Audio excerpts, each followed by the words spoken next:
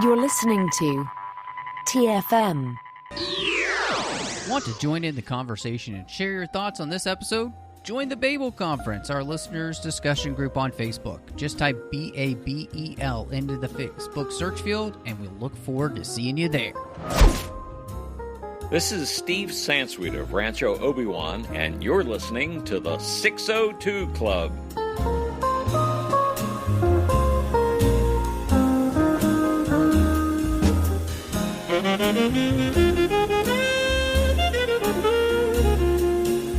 Hello and welcome to TFM's local correctional facility. I am just one of your hosts here, Matthew Rushing, and I'm so excited to have back with me two supervillains that, well, I mean, I don't know if we call them super.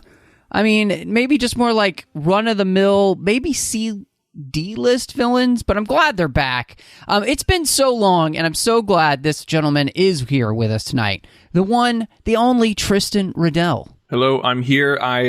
You'll have to forgive me. My arms detached, and I haven't been able to put them back in. So, hopefully, I won't. At least I won't bump my mic. But we'll have to deal with that later. Ah, that's true. So you're the TDK. That's what they call me. I don't know why, but that's why they call me that. Yeah, I mean it's just letters. It's fine. And I'm really excited to have back this gentleman, our personal own John Cena, John Mills. I love podcasting, and I don't care how many men, women, and children I have to kill to do it. That line, like, regardless of how I felt about the character, that may have been his best line in the movie. Like, it was just... I think probably. With John admitting that about podcasting, it usually follows the words, yes, Your Honor, this is Exhibit A. Hey. Exactly. Isolate it. We have it recorded. Yeah, let's make it a tagline on the show. There you go. Well, before we get going, of course, we'll be talking about the Suicide Squad tonight from James Gunn. And we'd like to say thank you for listening. Find us wherever you get your podcasts. If you're on Apple Podcasts, please give us a star rating review. Help people continue to find the show. Of course, we're all over, though, so wherever you're listening, just make sure you're subscribed, and you'll get the shows as soon as they drop. You can also find us over on Twitter at The 602 Club. We're on Instagram at The 602 Club TFM. We'd appreciate your follow. We love interacting with listeners from all over the world there. Of course, Trek.fm, where you can find the entire network. We've got the listeners-only discussion group called the Babel Conference. You can join and talk to listeners from all over the world there. And maybe you'd like to send us an email, and Christy and I love getting emails, so go to trek.fm/contact, choose the show, choose the 602 Club, and that email will come to us. And of course, we'd like to say a huge thank you to our associate producers that make sure that this show keeps coming to you here, the 602 Club, as well as the entire network through Patreon. Ken Tripp, Davis Grayson, Ryan Millette, and Daniel Noah. Guys, if you love the network, please go over there and support us. We could definitely use your help, and every little bit does help. So again, that's patreon.com/TrekFM. So guys, I wanted to start off here because it has actually been 5 years since the first Suicide Squad movie came out. And I just kind of wanted to start off here, which is, what is your relationship with the original? And because of that, did you have any excitement coming into the Suicide Squad, the definite article? Well, with Suicide Squad, the one in 2016, I was stoked. Like when that first trailer came out, I was like, oh man, yes, this is going to be great. This is going to be, it came out after Guardians of the Galaxy, right? I think, right? Yes. Yeah, right. I believe Okay. So. I was thinking like, this is going to be a darker Guardians of the Galaxy. This will be cool. Like, this is kind of like DC's team up for the offbeat humor and violence and everything like that. And I just was getting more and more stoked with like the marketing material, the music, everything behind it. And then, but as more and more trailers came out, I was like, oh man, like this might not be as cool as I thought it was going to be. And when I went to go see it in the theater, I was like, like parts of it I really liked and parts of it I really hated. And when I left the theater, I was trying to convince myself that I liked it. I was like, no, I liked it. It was good. It just had some bad parts. And the more I watched it, the more my enjoyment just, plummeted. And so that's kind of where I left Suicide Squad. And when I found out that James Gunn was going to do the Suicide Squad and it was going to be a soft reboot, and I actually was, before, this movie, was a twinkle in James Gunn's eye, I compared it to like a darker version of Guardians of the Galaxy. I was like, who better than to helm it than Mr. Gunn himself? So that's kind of where I was with Suicide Squad and going into this one. Yeah, I think I had roughly the same sort of feeling to it. I was actually excited because it was coming out around my birthday. I saw the first trailer. I thought it looked really edgy and interesting. As more material came out, I got a little more standoffish.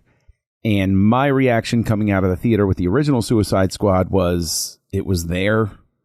I didn't have like a vitriolic hate for it, but I didn't really see any reason to come back to it at any point in the future. And I think I've rewatched it once, possibly twice in the intervening time. And both times it was roughly the same reaction of this is a mess and not really cohesive. And I did kind of grow to hate the ending. I did not care for how the movie ended, just in terms of the big conflagration at the end sort of thing. And so when this came around, to echo Tristan, it was like, oh, well, okay, James Gunn doing the Suicide Squad, that sounds like sort of a slam dunk, but I was still a little standoffish because my thought was he got picked up when he had been fired while developing Guardians of the Galaxy 3. So I guess it sort of baked in a little bit of fear of, oh no, is this just going to be him working out the things he wanted to do with that one? And so there's sort of like I was very much bouncing back and forth between this could either be you got peanut butter in my chocolate, or this could be you got orange juice in my toothpaste. And so I was curious going into it. Or you got mayonnaise in my peanut butter. That's excellent. I did not think it would ever be the best sandwich in history. No. It's interesting because, I think my relationship with Suicide Squad is so much like my relationship with the theatrical cut of Justice League, which it's super complicated because there's this movie in there that is there, and the studio screwed with and screwed all the fans out of getting, right? And so I enjoy the Suicide Squad movie enough. I mean, it's fine. It's just a big mess because somebody came in and tinkered with somebody's original ideas and lifted whole subplots out, and really changed the format of the movie. And then, even David Ayer said himself, like, the movie, the villain should have been Joker, which just would have been a much better movie in the first place anyway. So, like, all of that to say, like, when it came to the idea of, like, the problem is this really isn't a reboot, and I think I had this at the end, but I think I'm going to move it to here. I'm going to ask you guys this question.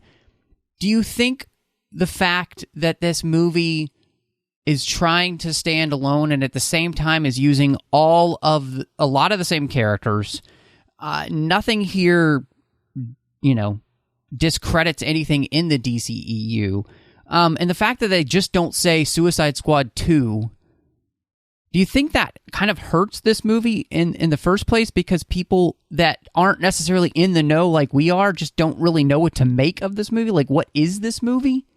Because obviously the movie's not doing great at the box office, so do you think maybe them just not straight up just embracing the fact that they're bringing back characters is stupid? That's an interesting question. I'll say for myself that you could argue it either way, and that you could say that Warner Brothers is in a damned if you do, damned if you don't scenario. I think that the positioning of it is they're desperate to get away from a movie that has a certain amount of stink on it, but at the same time, Warner Brothers seems unable to figure out how not to alienate the fan base that they want to draw to the movie theater. And so, to your point, like if they'd said Suicide Squad 2, probably they would have had more people on board with it from the beginning who were the baked-in fan base. So I think that they just are in the worst of all possible worlds in those terms. I thought that I don't know what else you would have titled it. It's either going to be The Suicide Squad or Suicide Squad 2.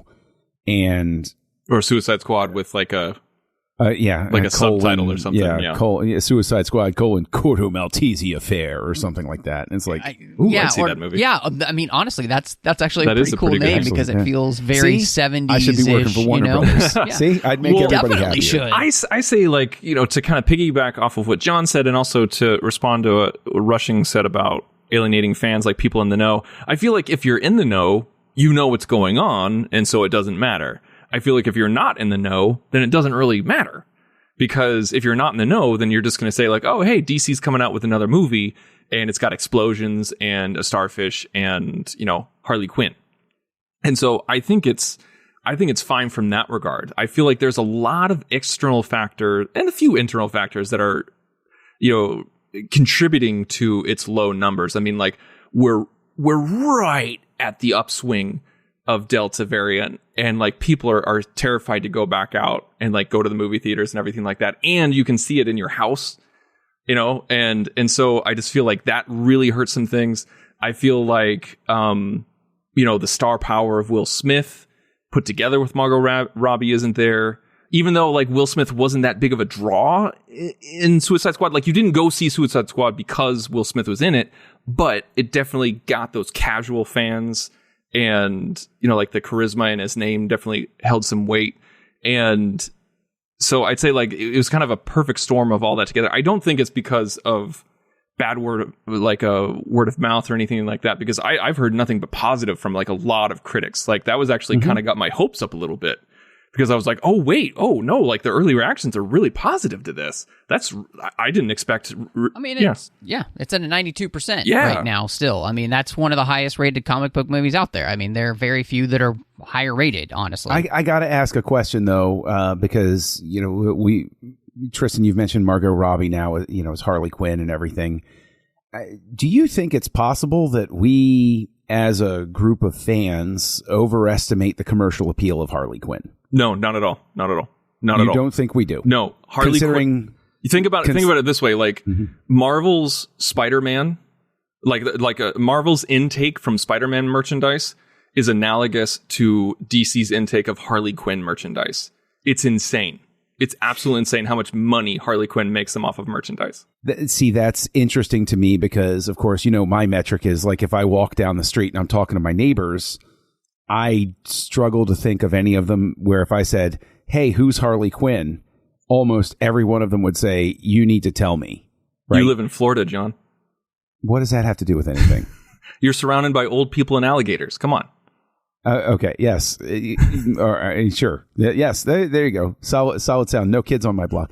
No, it is one of those things though, where I think that, I'll acknowledge, sure, Harley Quinn is a big character, but I just don't know if that translates to the draw to the average film goer to say, oh, Harley Quinn's in this movie. Well, if we're talking average film goer, I don't think Suicide Squad is kind of your market for the average film goer. True. I'll jump in here real quick as you guys are arguing, because I do think I see both your points, but I'll raise you both the fact that Birds of Prey did horribly at the theater, and so that was a bad movie. Don't know. It's not a bad movie. It's just not a great movie, and I also don't think that.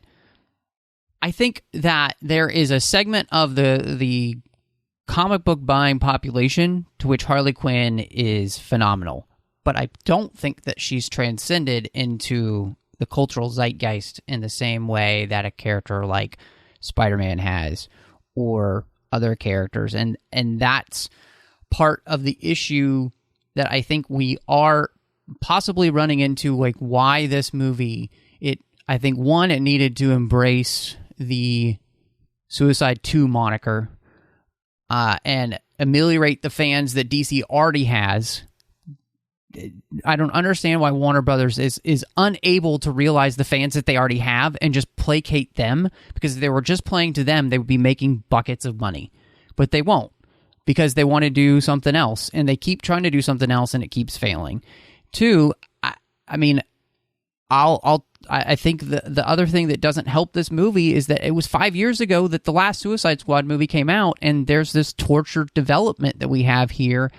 And so many of the ideas that I see in this tortured development are better than this, especially when I see that back in 2017 when Gavin O'Connor wanted, he was the director, his main villain for this was Dwayne Johnson's Black Adam.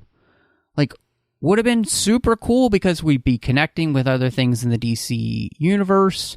And I think that's a really interesting idea because you have a bunch of, villains / anti-heroes going after one of the ultimate anti-heroes in the DC universe. Kind of interesting. So, like, I just feel like all of those things don't really work together very well. And I'd say in all of this development hell that they go through, they do decide to try and make this almost like this standalone movie, and yet at the same time try to also not have it step on any toes. And it's like they're trying to have their cake and eat it too, and it's like either have faith in the universe that you've created or just freaking start over, wipe the slate clean, and do a whole new thing. And it's like they don't have the balls to do either. And so we just end up with this weird amalgamation of things to which don't allow something to truly transcend, which is frustrating to me. Before we move on, I want to say, because I can feel the fanboys writing emails to me, I don't think that Harley Quinn is on the same level as Spider-Man. I just want to say that out loud. I don't want anybody to write me letters or tweet me. I'm just talking about merchandise sales. And that's at the Insane Robin. Yes, I invite everybody to turn your mentions into a wasteland of hatred. Please, by all means. The thing is, it's like it on this specific tip. If I could ask the question, like I was curious what other people's reaction to the very beginning of it was, that they went the extra step of killing at least one character from the previous movie in a brutal fashion. Do you think that was... I don't know how that plays for people, right? That seems almost like a middle finger to the first movie to bring a character back just to kill them in the first 5 minutes, right? And it seems also to have... It was sort of an early indicator of some of the structural challenges that are there with the movie, of relying on that 3 days ago, 8 minutes ago, 15 days ago, like that sort of fallback sort of thing that goes on. So I'm just curious with you guys, like, do you think that opening was a good way to start the movie, or do you think that it spins its wheels for a little bit before the credits roll? I thought it was a great way to open the movie because I think killing Captain Boomerang so early, and like, because if they just killed the D-list people that we'd never seen before, like, Javelin, Mongol, Blackguard, like those kind of people, if they just killed those people and it was Rick Flag, Harley Quinn, and Boomerang who survived, you'd be like, oh, okay, well, these guys are safe. Like, only the people we haven't seen before. I mean, yeah, the people who we've seen before are going to be safe. But I feel like them killing Captain Boomerang so early with all those other people showed you, okay, no, Harley Quinn's not well, obviously Harley Quinn's safe, but like Rick Flag's safe, like maybe, Idris Elba's not safe, like it shows you that this could potentially end like like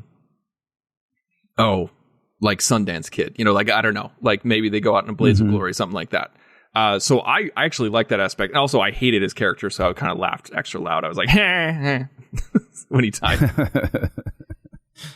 Yeah, I mean, I think the opening is effective in the sense of helping you feel, and this is one of the things where, when James Gunn does come in and his main inspiration for these are the original John Ostrander comics from the 80s, to which I know lots of characters die. They get created just to die, and so I kind of liked that he was from the beginning kind of embracing the idea of that these are disposable villains, right? Like, these are disposable characters to Amanda Waller. And having read enough of the Suicide Squad, she could care less about them. You know, she just wants her objective completed. And so I thought that was an interesting development to be able to pull that in. And like you said, John, you kill a character like Boomerang, who came from the first movie. I didn't necessarily see it as an FU to the first movie. I just felt like it was more of, oh no, just because he was in the first movie or just because you love the character doesn't mean they're not going to die. Also, Ostrander was in the movie, which I thought was funny. Yeah, which is... So, I think the opening like that worked. Now, I do want to ask you guys, cueing the opening, John, I knew you were going to have a problem with this because I know how you feel about structural things in films. I figured that you would have a problem with this whole idea of going back and forth. I read it. Now I want to ask, was that an issue for you guys on how they structured the film here? Because not only do we structure the film with these kind of like flashbacks to like catch you back up, but we also do the thing like we do in like issues of a graphic novel where we'll go back in time a little bit, or we'll fill in some backstory, or we'll give you this, or, you know, like, or we have the kind of specific chapters, you know, in the graphic novel where it's like chapter 1, this part of the story, chapter 2, and this does that as well. So how did all of that work for you guys? Because he's definitely playing with that kind of comic sensibility in that way, I think. For me, I didn't have a problem with it, but I got tired of it by the end. I think that he did it too much. Yeah, if he had been more restrained, better gag. And that's it. I think it worked well in the beginning, and I feel like you could have had a little bit more linear narrative. And I love nonlinear storytelling. Love it to death. Big Nolan fan. But I think John is 100% right here. It worked at the beginning. Like you saw the carnage at the beginning. It's like, let's dial it back a little bit. And then we show the beginning and then we move on. If we just left it there, it would have been a great device. But then it got really repetitive. It got a little like, okay, here we go again. And also the cutesy titles totally took me out of it. That's interesting because I was not a fan of them, but it was a choice. And so I was like, okay, this is a choice. But I agree with you. It wasn't necessarily the best choice. It was interesting. I think the only one that I liked was the Jotunheim one, where it was like it was physically there, like it wasn't CG. It was physically there, and then moved the camera, and it was all just stuff that was around the tops of the buildings. I thought that was pretty. I know there's a name for it, and I'm totally blanking on it, but I like that. But that would have been weird if that was the only time we saw that. Yes, very true, very true. I think both of you did nail it though really well. Is that you can't use a trick too many times in a film, otherwise it just gets boring. And you're like, oh, well, here we go again. And so I feel like if they had just used it at the beginning, and then maybe they had just used it at the very end with the part where, you know, the building's collapsing and Bloodsport is, you know, making his way down. Like if you just done those two, that would be enough. But doing it more than twice, it's just like, come on. We need to find another narrative device to help us tell the story. Yeah.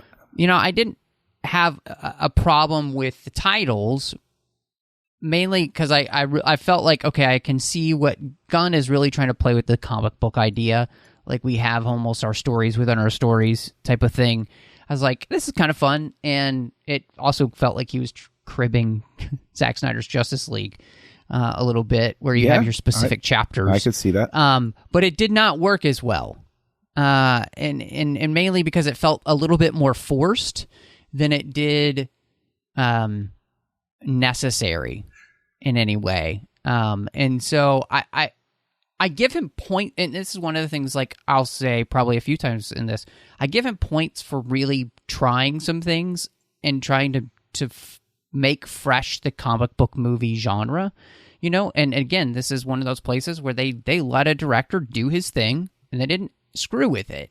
And I would much rather have a movie where that happens than just a generic something that the studio, makes you paint by numbers. I would much rather have this than that. And so I would just say that in the structure of the movie, it didn't always work what he was trying to do.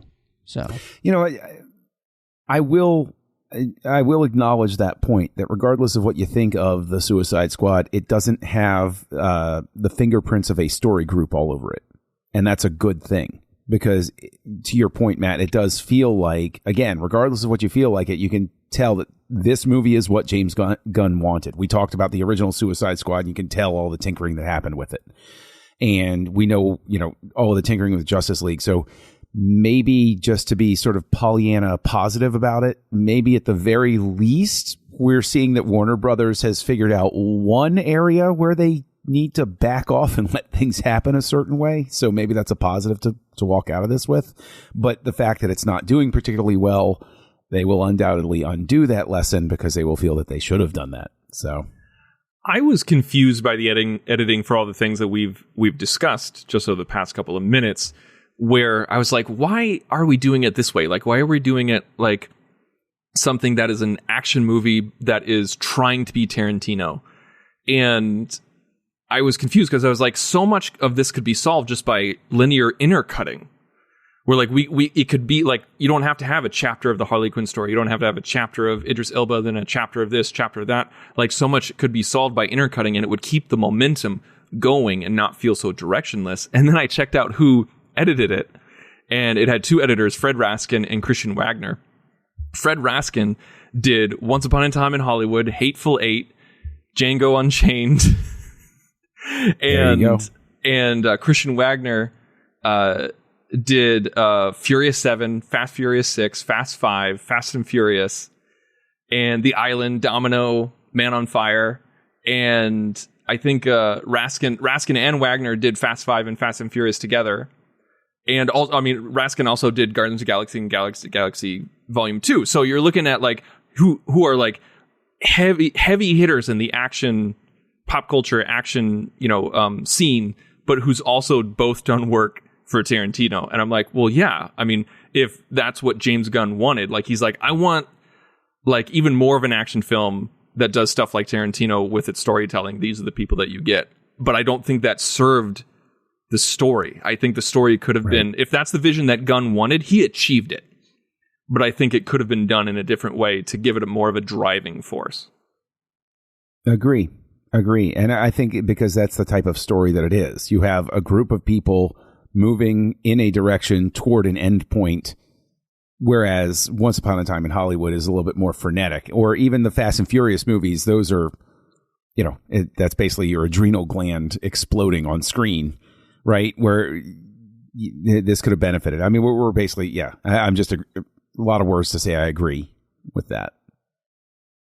Yeah, I think that's a really good point, Tristan. And again, what I'd say to that is that I appreciate that James Gunn was trying something different. And the fact that you are trying to add a new layer to maybe the comic book genre, I just don't think necessarily here that it worked exactly the way he wanted. It's just not as successful as he hoped it would be. And that is frustrating. And I wanted to get into this too, because, with the cast, we have something old, something new. So we have old characters that have come back, and then we have new characters. And so I wanted to start with the something old. We've got Margot Robbie back, Joel Kinnaman, Viola Davis, and Jai Courtney. We already talked about, Jai Courtney's character, but with bringing back Margot Robbie and Joel Kinnaman and their Harley Quinn and Rick Flag, how do you feel like it served the story to bring them back? And do you feel like they were done justice to have them back? This is where I turn radioactive in the discussion. Because Kinnaman, he goes up against Peacemaker and everything. Okay, that's fine. It's a little unnecessary because it felt like the conflict should have remained between Idris Elba and John Cena, right? And that would have made it a little bit more contained, but it worked pretty well. I'll just go ahead and say it. The Harley Quinn having that detour where she falls madly in love with the president, like I sat there and as soon as that chapter of it was over, my first reaction was that did nothing to advance the story at all. And it felt like a detour that didn't like it. My reaction, and I did not love Birds of Prey by any stretch of the imagination. In fact, I quite disliked it. And when it got to the end, I went, so they're doing the emancipation of Harley Quinn again in miniature. Okay. And it just felt completely unnecessary to the story. And I know that now all of the hate mail will come to me. So I again want to repeat, my Twitter handle is @TheInsaneRobin, and I want you to attack that Twitter handle with all of your rage for what I just said. No, okay, John, it's hard to argue with you about that, but I really liked that scene, but I don't think it fit the movie. Like, it's just, I really liked Harley Quinn in that scene. I thought it was funny. I thought it was well shot. I thought it was well edited. I thought it was well acted. I was laughing really hard, but it did not belong in this movie. What belonged in this movie was her getting captured and then her immediately being hung up by her wrists. That's what should have happened from a structural standpoint, from a storytelling standpoint. But I really enjoyed the scene because that's so Harley Quinn. Like, what happened is so true to the character.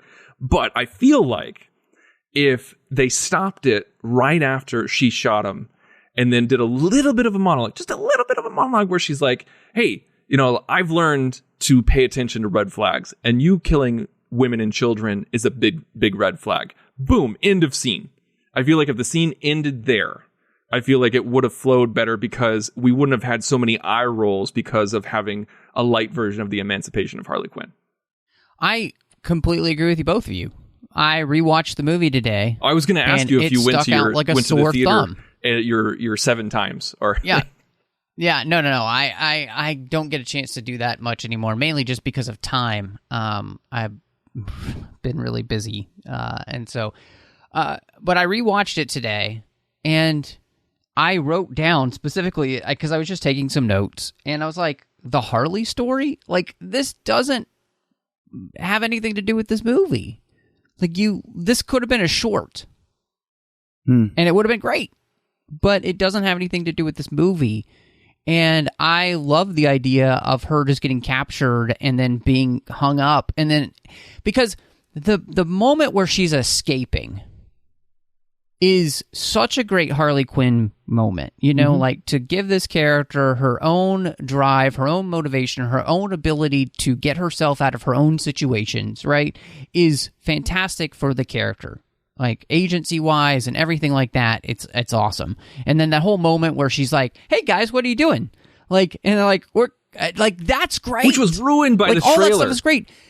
Oh, yes, exactly, ruined by the trailer. But it's something to which if you had cut, and this is the point where it's like that's 5 minutes of the movie that doesn't need to exist. Like literally 5 minutes of running time we don't need. It's just. It, like you said, Tristan, I think it's great for the character of Harley Quinn. It just doesn't fit in this movie. And the reason they're doing it is because Margot Robbie's in this movie and they feel like they have to do something special for her. But it still would have been special enough if she escapes and everything and, does the whole, "Hey guys, what are you doing?" Like, it's still good enough. You don't need all of this other stuff. Yeah. Not to like write the movie, which I know that we all hate doing, but like that could have been a cool flashback where she pops up and we get the scene like where Joel Kinnaman and Idris Elba are going and we're going to rescue Harley Quinn. She pops up and says like, "Hey guys, what are you doing?" Like, what happened? What's going on? And then we go flashback, have a much more truncated falling in love with El Presidente, much more truncated. and then she escapes and has that huge action scene. I mean, that could have gone through. I would actually offer again, if you wanted to preserve this, which I do concede it was well acted, it was well. The scene on its own, if I excise it out of this movie, if I excise that stuff out of this movie, it is well done, like little story.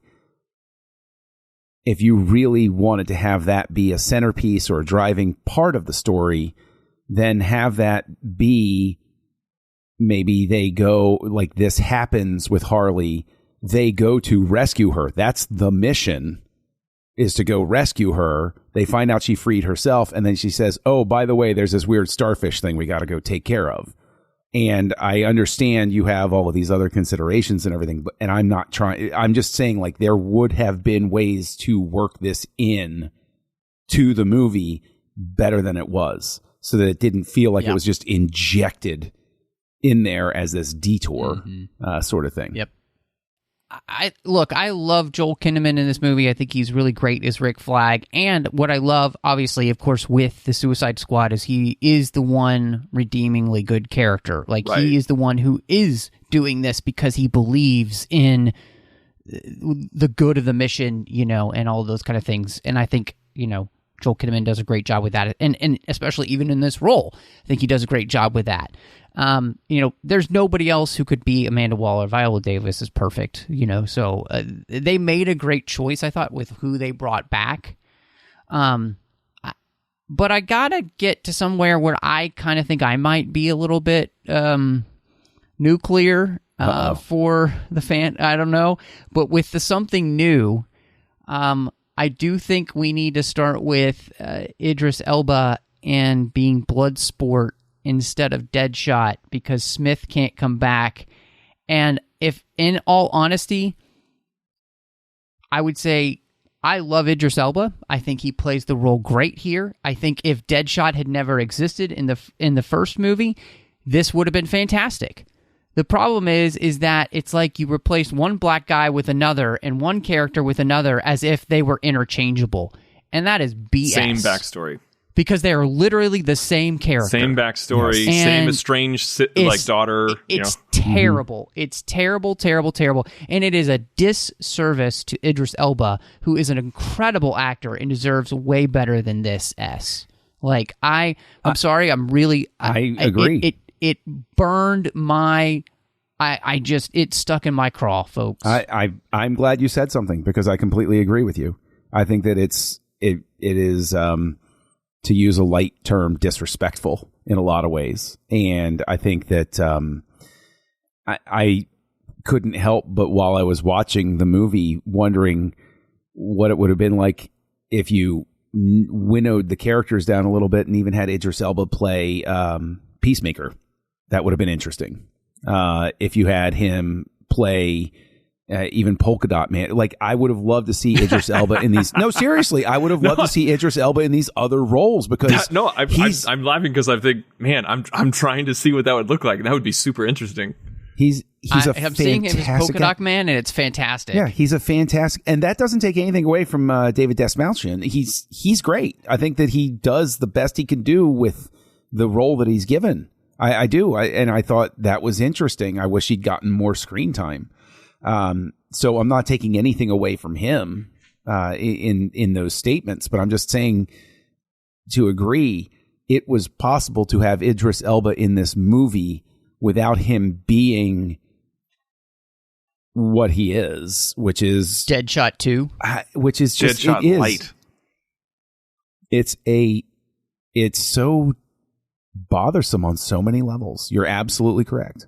It's just, he didn't have much to do in this movie. I mean, like, yeah, he was the kind of the de facto leader when Kinnaman wasn't on screen, but it just, the guy has such great acting chops, and he didn't even have that many lines. It's just, I mean, I don't know how to articulate it. It's just, it felt like a waste. And I know that everyone, like, behind the scenes was saying, yes, Will Smith wasn't available because of scheduling conflicts. Okay. And they were going to bring on Idris Elba to replace Will Smith as Deadshot. But then they're like, well, what if we do a third one and we could get Will Smith? Well, then like, okay, well, let's be respectful to Will Smith so that he could come back for a third one and he could be Deadshot. And so let's just have Idris Elba be something else. But they didn't change the script. Here's an even better idea. Honestly, Will Smith can't come back. Do what so many sequels in the past have done. If you don't want to, misuse or kill off or something like that, hey, where's Deadshot? No, we don't trust him for this one. And just invent some sort of reason why he can't be there, and then have a different character in his place. And you already had Savant in the beginning of the movie who dies, who's Rooker, and he's basically that character, right? Who's like good with weapons and but a completely different type of character, right? Like, I don't understand why you went this route. And in all honesty, to me, like, if you wanted this movie to really work, just wait a little bit longer until Smith is available. Mm-hmm. And I know it's a huge scheduling mess, right? But it's like, this movie did, after watching it again, this movie needed Smith's charisma.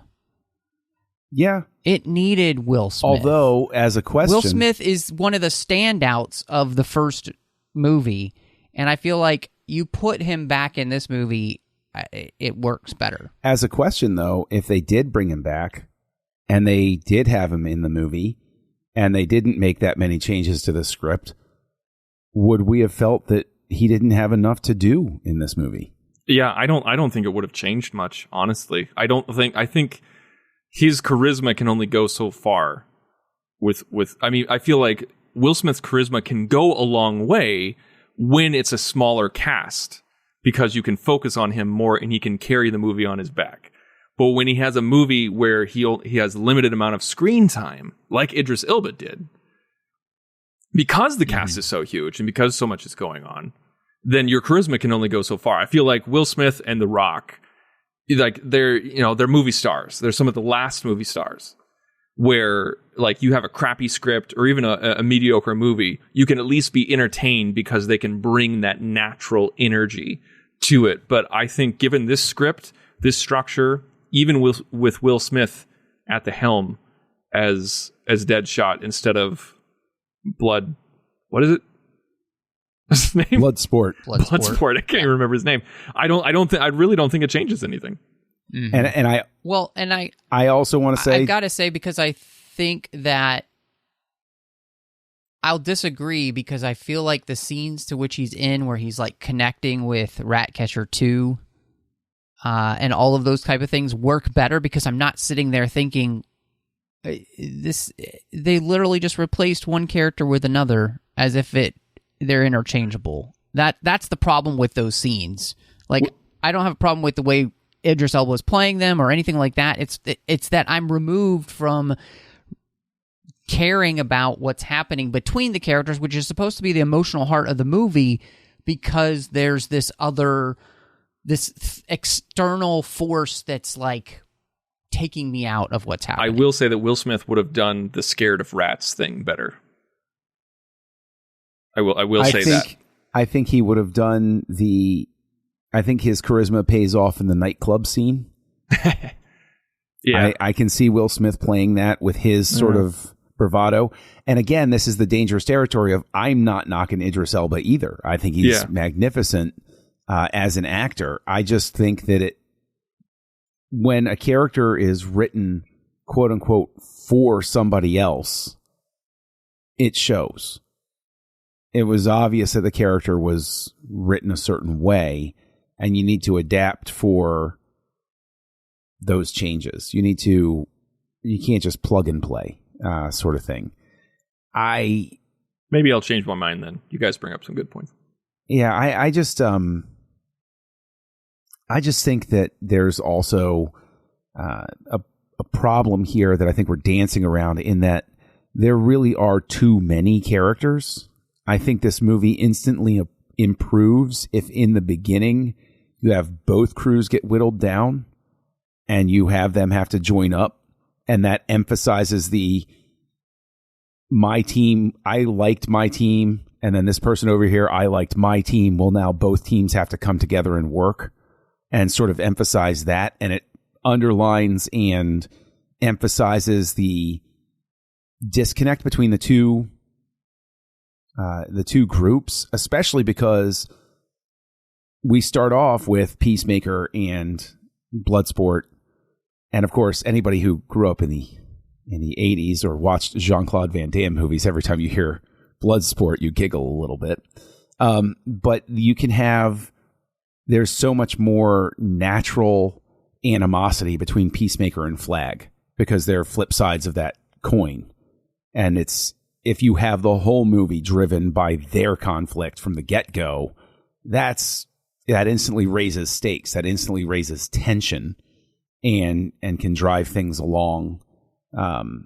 Instead of having it just be the Bloodsport and Peacemaker, how many people can you kill competition, which is cute, but then completely retracted, because like when that happens, you're like, okay, we're in like a 70s, 80s violent action film, and people are dying left and right, and they're doing it in a funny way, and we're laughing along because it's not real, like it's funny stuff. It's not to mention Tarantino too many times, but yeah, it's like a Tarantino movie where like the violence is so over the top, you're laughing at it and it's not uncomfortable. But then they say, like, then you find out that those people you just watched dying. Also, I'm sorry, I just can't get used to women being slaughtered on screen.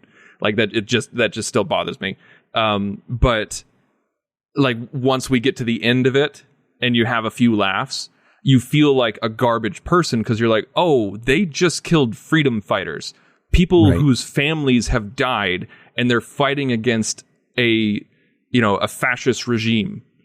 Okay, and we're just supposed to play off of that as jokes, and like now I feel like the asshole, and it just ruined a big portion of that movie, and it makes you distrust the film because that's a horrible thing to do to an audience member. Yes, it's better to have them go through that, and they show up, and Flag and the leader of the resistance are sitting there in the cell, and they get up and they're ready to fight, and they're like, no, we got it. It's all good. It's all good. Yes, that's all you had to do. Exactly. Yeah. And you mentioned, John, this whole idea of like the flip coin of Kinnaman's character and Cena's character. It's like just excise Bloodsport altogether. You don't need him. Mm-hmm. And the other thing about this was that I was, I get that Peacemaker and Cena is supposed to be this like straight man, funny guy. It barely works here because this is about the only thing that John Cena can do is play a D-bag like this that has very few lines. Because otherwise, I mean, he was terrible, and I mean, god awful in Fast and the Furious 9. I haven't seen Fast 9, terrible so in F9. Please don't spoil that for me. I haven't seen it yet. But this is the movie that Batista said no to so that he could be in Army of the Dead.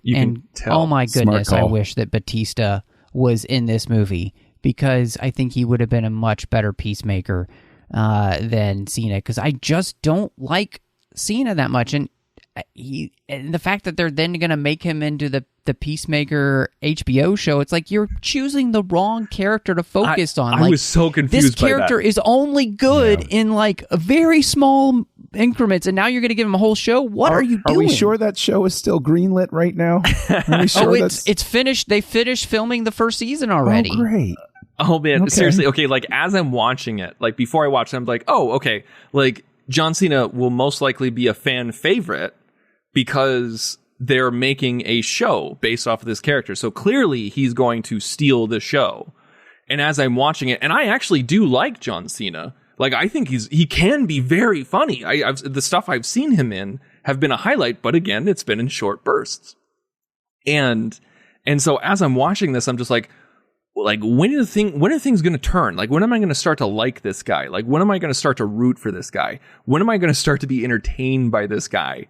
And then he, quote unquote, dies. And I'm like, oh, well, maybe the show is going to be a prequel.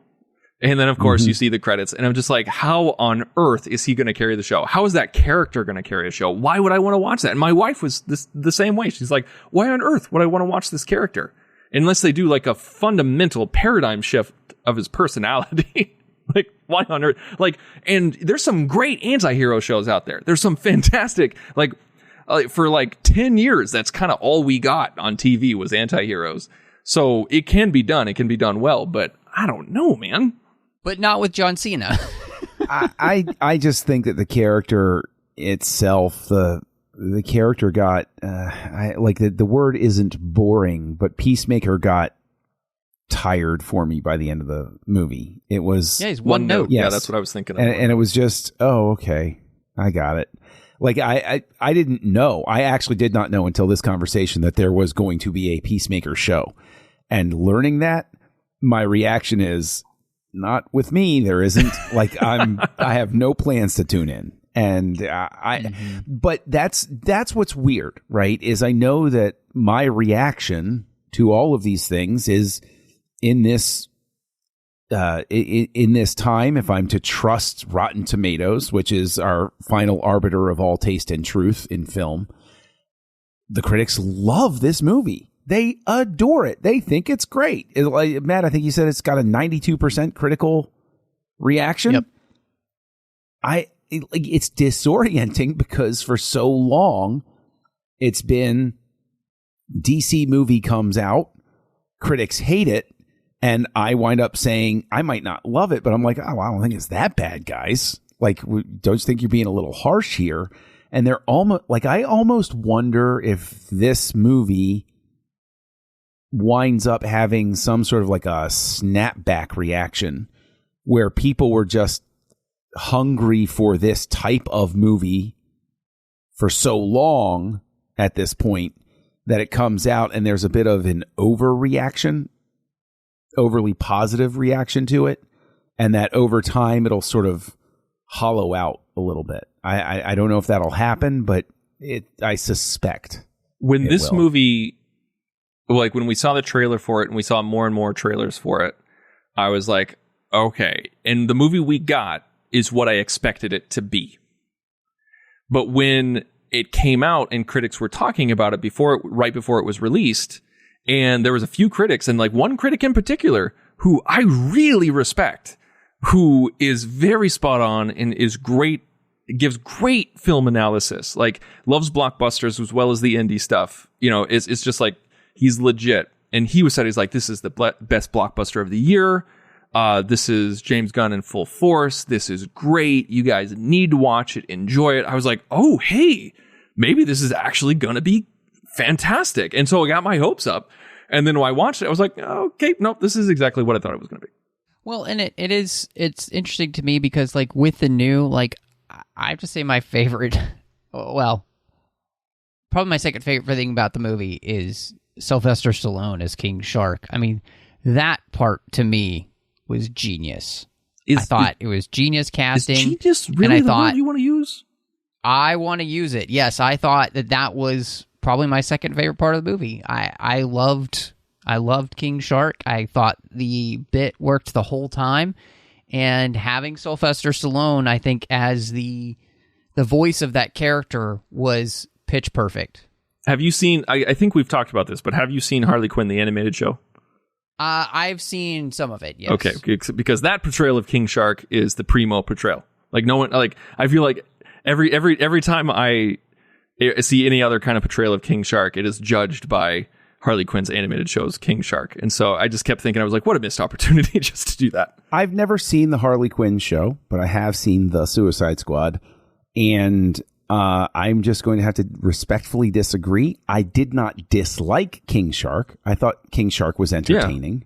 Yeah. I thought the effects on King Shark were magnificent. There were a couple of close-up shots of King Shark where it was one of those moments where I said, wow, skin texture is here. Wow, that's amazing work. Like it is absolutely fantastic work that they did on King Shark. But I didn't.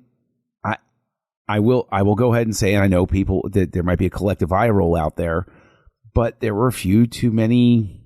It was sort of like Groot and Drax in a blender, and it was like, okay, that's what he is, and that's fine.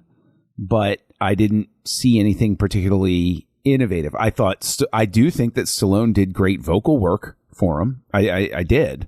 because I wasn't sitting there thinking that sounds just like Sylvester Stallone. I could tell it was Stallone, but Stallone was putting some spin on it and making his voice interesting and actually giving me something to work with that wasn't just, hey, I showed up for a paycheck. And so many people do that when they voice an animated character. It's like, okay, I got 2 hours and my limo's waiting, so give me the check, let me read these lines and get out of the studio. But it actually, he was acting for the character. He made me believe that King Shark was a character, so that's a positive. But I wasn't blown away by him. Yeah, I echo everything that John just said. And one thing that I find particularly cool is that when King Shark rips a dude in half and there's lightning strike behind him, the ripping the guy in half was practical. Like that was a practical effect. Like, because he ripped a dummy in half. Like, obviously he was CG, but he ripped a dummy in half. And I was just like, that's cool. Like, because it would have been so easy just to make all of that CG. But yeah, I that was just quite impressive. And also, Gunn himself have said that he really liked that he had the ability to do more practical effects on this film than he did with the Guardians of the Galaxy, which is mostly CG. And he felt more at home, and he said that this is the most fun he's ever had making a film. So at least there's that. Well, I'm glad he had that much fun. Yeah. Well, I don't know. I just thought he was great. So the last character we should talk about, I think, is Ratcatcher 2.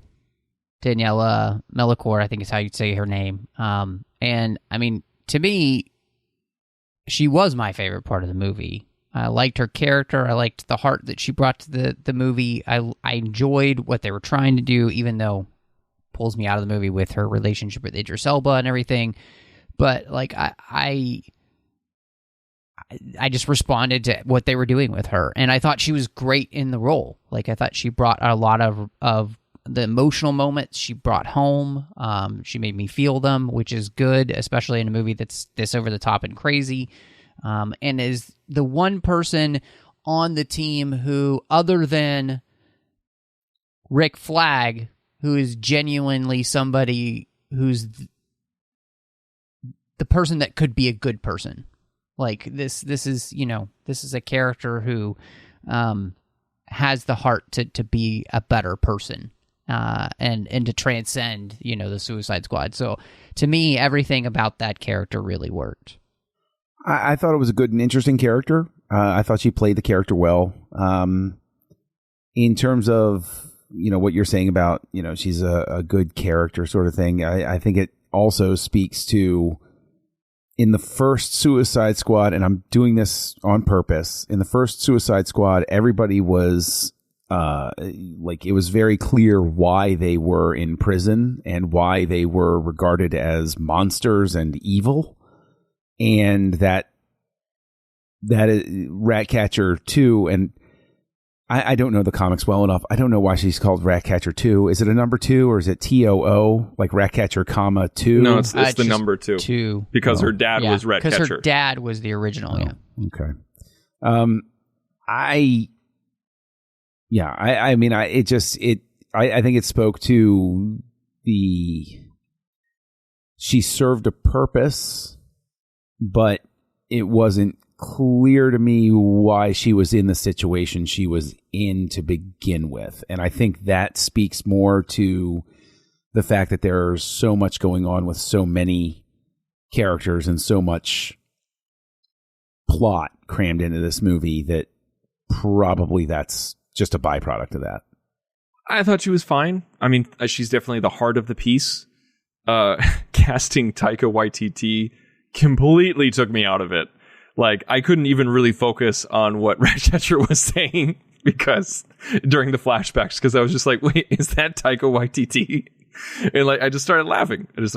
And it was just, I thought it was weirdly miscast having the dad be Waititi. But yeah, I thought Ratcatcher was fine, but it just felt like that offshoot. Like, I kind of, when we were in the truck and she started going through her backstory, I kind of was just like, I don't care. I don't care. It was, I think at that point is where the movie started going off the rails for me. Like, I really enjoyed the first act. I thought it was a great first act. But once we got to the second act, it felt like it was meandering. It felt like we had tons of offshoots. It felt directionless. And then when we started doing more backstory, I was kind of like, okay, fine. Let's keep going. Like we got more story and not enough plot. Like, let's keep it moving. I gotta ask you guys about the villains of this movie, because I feel like this is one of the places where, Tristan, you just mentioned you started to kind of get lost. And this is where I feel like I get lost as to what are the villains of this movie and what is their actual point? Like, what are they trying to do? What are they trying to do with Starro? You know, like, AKA Starfish in the movie. Like, all of that didn't really make sense. And then can I tell you how tired I am of, like, it being the movie where we find out, oh, really, the bad guy is the United States government. Like, it's so overdone and boring at this point, especially in this type of film, that it's like, do something unique. Just try. Well, I mean, to that point, I agree with you, where it's just sort of, it's one of those things where, okay, I get it, you're trying to make that point, and trust me, I'm the last person to, defend the people that brought us Project MK Ultra and stuff like that. But, like, you're here setting up this comic book universe, and I know that we're supposed to be existing in the real world in modern comic book universe stuff, but it comes across more as a missed opportunity to have tied it in to something that would have been more impactful in this fake world in which we exist. Like, if you suddenly find out Wayne Enterprises is responsible for all of this stuff, right? There you go. There, you laughed right there, but that would have been one of those things where, as a comic book fan, well, Wayne Enterprises is funding this. Wait, what? Does Bruce know that they're funding this? This is crazy. Oh my gosh, Batman couldn't you said, why isn't Batman there taking care of this instead of the Suicide Squad and stuff? Like, that raises all of these different questions and all of these things that I'm curious about, and I start talking about with my other comic book fans, as opposed to, hey, real world government does crappy things. It's like, well, that's not really a revelation, guys. Okay, let's move forward. That's what killed me, is that they treated it like a bombshell. They treated it like a revelation, exactly like you said. And it's not. Okay, we're all adults. We know that our government sucks, and that every government sucks, and every government is evil. We understand that. We get that. Like, I'm all for watching a movie where, surprise, surprise, the U.S. government is the bad guy. Totally get it. On board. Like, give me more. Let's give me some fiction instead. But you got to tease it. You got to build up to it. You got to sow the seeds. Show more Waller at the beginning. Show some side conversations that are a little ambiguous. Try to figure out what's going on. Maybe show Rick Flag having some hesitancy. Show Rick trying to figure out what his role is in this unit. Show Rick having some back and forth with Waller where they're not getting along, or they don't know, or he doesn't know what's going on, or he's getting tired, he's getting sick, he wants to retire, he wants to do something. But don't have this be like, boom, you got that? Like, it's a middle school revelation of, we were the bad guys all along. And then Rick has that turn of, like, I'm sick of being the errand boy. Well, that's what you are.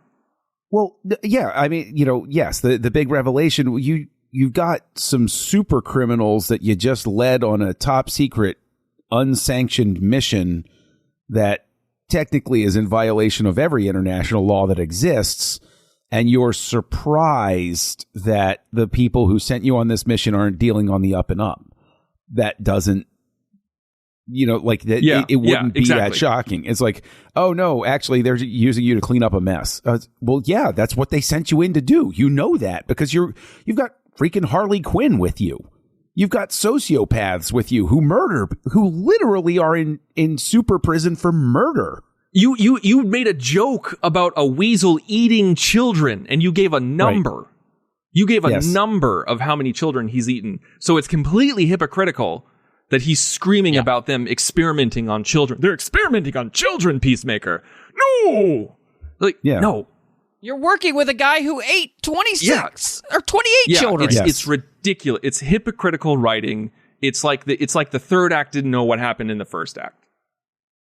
Yeah. Well, and then the thing I think that bothers me the most in this whole thing as well is that, like, so Starro can be shot by a super gun, by Bloodsport, but then a javelin that Harley Quinn is going to thrust into its eye is going to allow a bunch of rats to get in. Like, there is no logic look, there's no logic to a massive starfish that was in space and somehow can survive in space, but a javelin I was going to say, thrown by Harley Quinn. Don't use the word logic. It just, the whole, that, look, like, I'm not trying to rip this movie apart or anything like that. It just, as I was watching it the second time, way too many things popped out at me that just didn't make sense in this film. And when it came to, like, the villains and, like, the story of who the villain was and all this kind of stuff too, I was really disappointed because, like, a lot of the DC movies and the best superhero movies are ones that kind of have something to say. And this movie has nothing to say. True. Because it can never figure out what it is about. Like, and that was really frustrating to me because even some of the most frustrating DC movies have at least been trying to say something somewhat interesting. And, like, watching this a second time, I was like, this movie doesn't have a message. I mean, I know it's trying to say some things, but it's doing it so poorly. I mean, like, you know, the whole idea that liberty is your excuse to do whatever you want. Yeah, that's a great quote, but it never gets really played out in the movie. And it's such a mess at the end that, like, it never really congeals, and it's very frustrating because the movie looks great, it sounds great, you know, you've got great actors, you've got a great director, and it's one of those places where, like, I don't know, I feel like we could continue talking about things, but I feel like it's time to kind of bring this to a close, y'all. There's one thing I have to tell both of you. Ahead, please. That it's just the entire movie, this was bugging me. Okay, there's an American Dad episode where Stan, the lead character, brings out a javelin. And his wife says, Stan, you have to get rid of that. And he goes, I'll never get rid of. And he looks at the camera zooms in and goes, my old college javelin. And then thunder strikes. And then like less than a minute goes by. And he's like, you'll never know when I need to use. And he looks at the camera, my old college javelin. And then thunder strikes. And then the movie proceeds. And it's the climax. He doesn't know what to do. And, like, there's a flood, and then the javelin is floating alongside him, and he's like, look, it's my old college javelin. And he looks at the camera, he says, remember? And he picks it up, and that's what's going to save the day, but then he screws it up and misses. And the entire movie, every single time the javelin came up, I'm just like, my old college javelin. And that's what's used to save the day. Yes. 100% yes. And also, D. Bradley Baker is Sebastian the Rat. Why would you get D. Bradley Baker to be the Sebastian the Rat? I don't know. And not really do anything with it. Like, that was a cute little character and fun, but yeah, I thought the exact same thing. He was the only one who I cared about surviving. Yes. I was like, they better not kill Sebastian the Rat. Although Rick Flag really hurt. That hurt. I didn't like them doing that. Yeah, it did. Yeah. Same. Yeah, I was actually, you know, Tristan, I thought the exact same thing when we got to the end credit sequence and it wasn't Rick Flag that survived. I was pissed. Yeah. I mean, and that's why they went inside his chest with the camera to show you his heart being pierced, because they're like, nope, he's dead. He's not coming back. And that pissed me off. Yep. So, well, so I'm really interested to see where we're going to kind of come down with our ratings. And so, Tristan, where do you end up with The Suicide Squad? Man, when I watched it, I laughed really hard during the first act. I was like, man, this is funny. This is going to be different. This is going to be good. This is better than I hoped. But then it just went off the rail. I got bored during the second act. And did nobody figure out if the weasel could swim? Like that was funny. Right. That was really funny. And like more stuff with the Weasel, like when Rick Flag was just like, I'm pretty sure he agreed to this. I think he agreed to this. You know, like that's hilarious. And also that's the maximum amount that I can handle Pete Davidson. So I'm glad that he killed him off. Yeah, when you shot him in the face, it was perfect. Like, oh, thank God. It was just this huge sigh of relief. I was like, we can keep watching, sweetie. We can keep watching. But yeah, it's just like I got bored in the second act, and then it got repetitive in the third. And I kind of wanted to be nice and give it like a 3 stars. But honestly, after talking to you guys, and like I just started getting more pissed off. And I'm like, I'm going to have to give it 2.5, where it's better than Suicide Squad 2016 that I gave a 2, which I probably should give a 1.5. But I'm going to say 2.5 missed the mark. I've been struggling with this. I've really been chewing it over in my brain to make sure that I'm not being. I have a reputation for being a little too harsh with my ratings at times, and that I can, No, I think that's. I'm gonna stop you right there because I think the person who's the most harsh reviewer I've ever seen is actually on House Lights right now, and does Darren give the hardest? I mean, it's wow. Yeah. I've never seen anybody just be that harsh with stars. It's crazy. And everyone should check out House Lights at thenerdparty.com. Yes. Yeah, they should. Yes, indeed. Thank you. Yes. I'm gonna be as nice as I can be. I'm feeling generous because it came out on my birthday, so it's gonna get a 2. But it's probably nicer than I want to be. But I figure, hey, I'll be nice this time. So 2 for me. So when I came out of the movie theater the first time to see this, I thought, oh, that's pretty good. Like I thought it was pretty funny, and the movie looks great. I think the production value on this film is fantastic. The fact that they tried to do more stuff, in camera and physically, I think really works for the movie to make it like more grounded and gritty. And again, I think they're kind of going for that 70s war film vibe, which is awesome to go for. You guys are talking about Coppola and House Lights, so yeah, go for the Apocalypse Now type feel, right? That's great. We're really plugging House Lights for you guys tonight. Thank you. So you're welcome. But I watched it again today, and so many things stood out to me that just don't hold together on a second viewing, and I gave it 3.5. After this conversation, it's a 3. It could fall below that. And that's the problem with this. I saw your rating on Letterboxd, and after we had this conversation, I was like, I'm going to fly to the West Coast and slap you in the face if you give it 4 stars. It's one of those things where a movie, the more I talk about it, the more I think about it, doesn't hold together right. It happened with Black Widow when I talked to Christy about that, and we talked through the whole film, and by the time I got to the end, it was worse than when I was beginning. This is the same thing, whereas this weekend, I also went and saw Stillwater and The Green Knight. The Green Knight only got better in my estimation as I thought about it more, and Stillwater has stayed the same at where it was, which was just a fantastic movie. So what was frustrating about this is, and the reason I'm going to give it 3 is because at least the WB didn't screw with James Gunn, and they let him do his thing, and this is what he came out with. And unfortunately, it doesn't hold together as well as, I would say I like his Guardians of the Galaxy 2 more than I like Guardians of the Galaxy. I think it just doesn't hold together as well. There were too many narrative problems in this movie, and part of that is I think that they wrote this movie around a character who wasn't there, and it was Deadshot. And that alone makes this movie not work the way it should, because it's not the right person, it's not the right character. And I think, honestly, you guys, we came up with some great ways to fix a lot of the problems that were in this movie constructively, and it wasn't even like we're rewriting a movie. We're like, just tweak this, move this around here, yeah. Don't have this character, a very quick and easy fixes, and this movie could have been much better.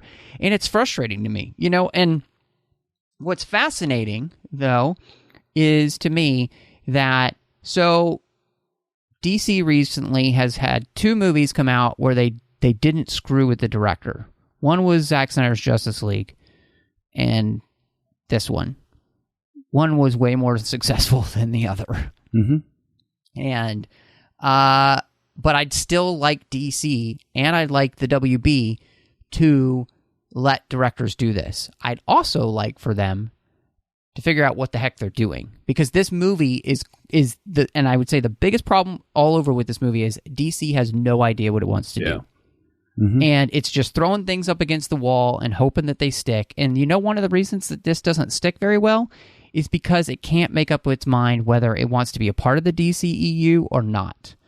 And that hurts the movie too. And if you as a studio don't trust the universe you're building, then you need to scrap it and start over.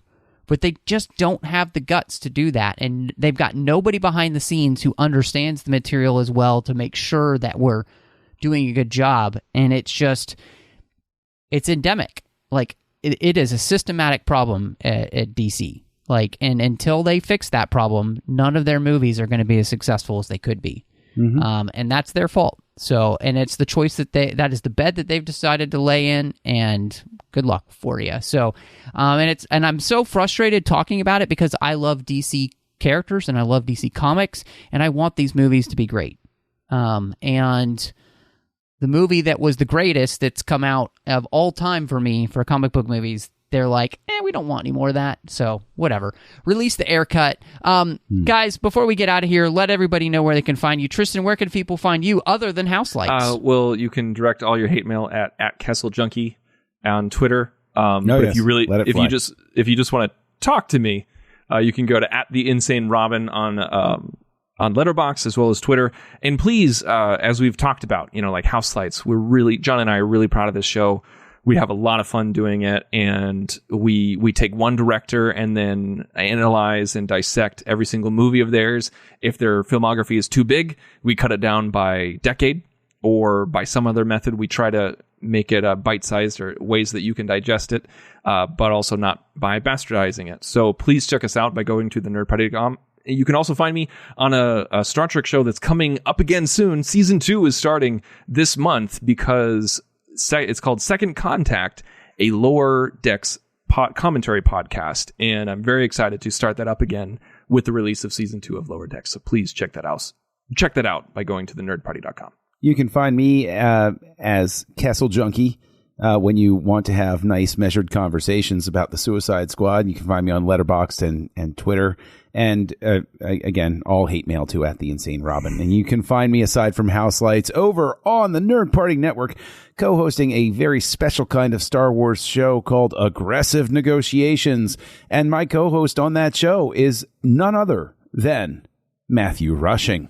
Well, guys, appreciate you guys both being here. It's been a lot of fun to have you back and to be able to talk about this with you. And, hopefully, Tristan, you're actually going to be back in a few weeks. We're going to be talking about The Mummy and then The Mummy 2 coming up here.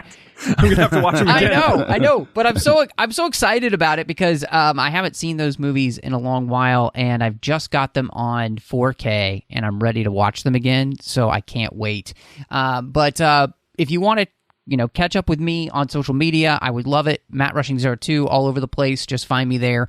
If you want to throw me your hate, that's fine. I just probably won't respond. But you can also find me here on the network doing Literary Treks in the Orb. Literary Treks is about the books and the comics of Star Trek. The Orb is about Star Trek Deep Space Nine. And, of course, Snyder Cuts here in the same feed as the 602 Club, where John and I walked through everything that Zack Snyder has directed, which was an absolute blast. It's where John became a Snyder fan. So if you want to see how that happens, you really got to listen to this show. It's fantastic. And then I'm over on the Nerd Party Network. Not only do I do Aggressive Negotiations with the great John Mills, but I did Owl Post with Drea Kaufman, which is a show I'm really proud of, as we talked about every single chapter of the Harry Potter series. One of the best Harry Potter shows at a time out there. One of the best Harry Potter shows out there. If you are a Harry Potter fan of the movies or of the books, doesn't matter. And if you've read the books or not, read along. If not, listen to it. it's fantastic, guys. Like It is. I know that it's just, I know I'm biased, but it's a great show, and it's evergreen. You can listen to it at your own pace. Yeah. No, I thank you for saying that. It really is. It's a show that anybody can go back and listen to. I've had listeners say they've listened to it multiple times, going through the series with us. But it is definitely something that I'm very proud of, and was a love letter to a series that I continue to love to this day. So, but everyone, thank you so much for joining us. And y'all come back now, you hear?